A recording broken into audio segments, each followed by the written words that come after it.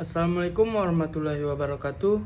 Perkenalkan, nama saya Rizkan Maulana, NIM 523114-2009. Mata kuliah Ilmu Sosial Budaya Dasar.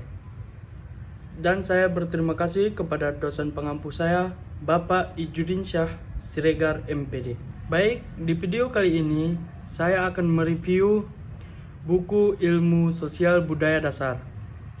Buku ini membahas tentang bagaimana manusia hidup, berpikir, berbudaya, dan berinteraksi di tengah perkembangan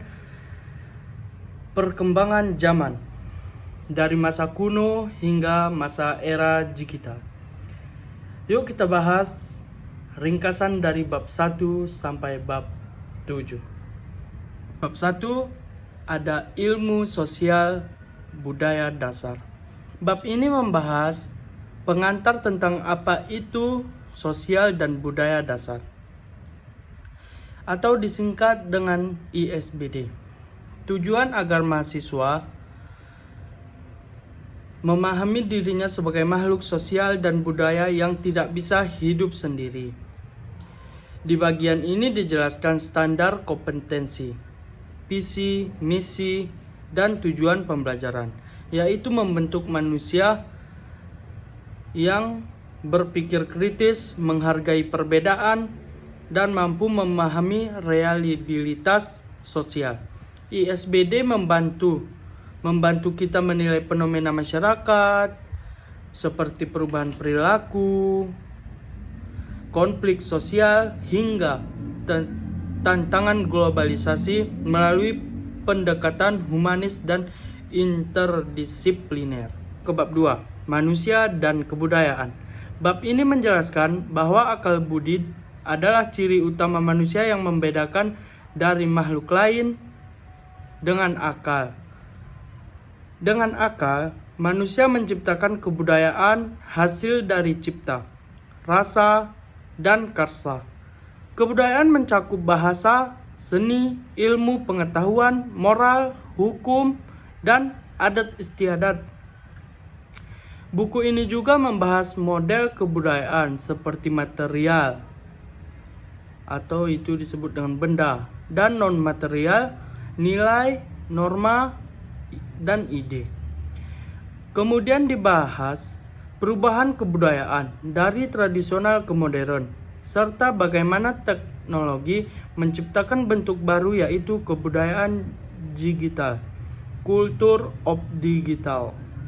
Artinya, budaya terus berkembang mengikuti cara hidup manusia yang semakin modern dan global. Baik, kita lanjut di bab 3, manusia dan peradaban. Bab ini dibahas sejarah perkembangan peradaban manusia dimulai dari peradaban Mesopotamia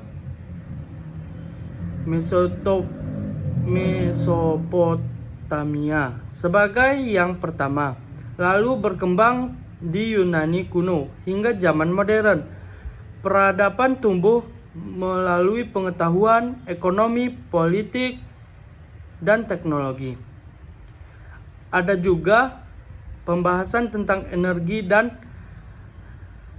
revolusi industri 4.0 yang mengubah cara manusia bekerja dan berinteraksi. Intinya, peradaban lahir dari kreativitas dan kerja keras manusia dalam menghadapi tantangan alam dan sosial.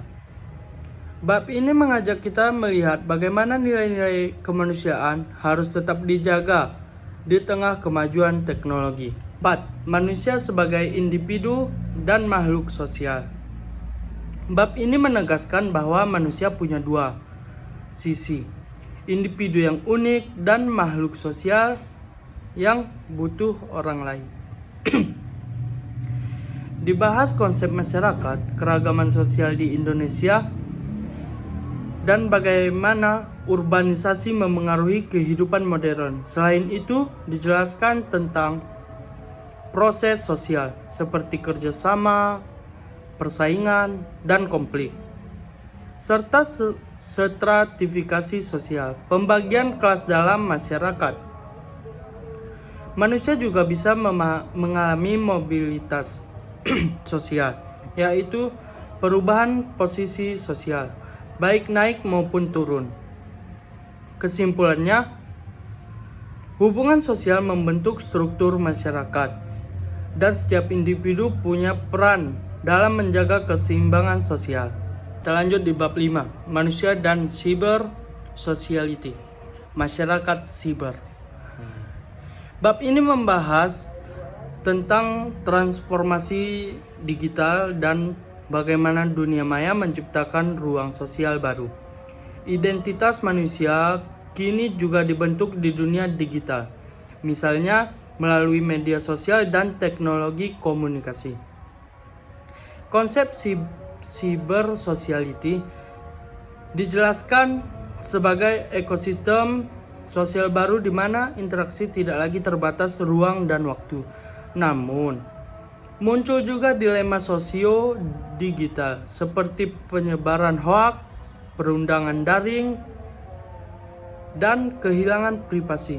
Bab ini menekankan pentingnya etika digital dan keseimbangan antara dunia nyata dan dunia siber agar manusia tetap manusiawi di tengah teknologi.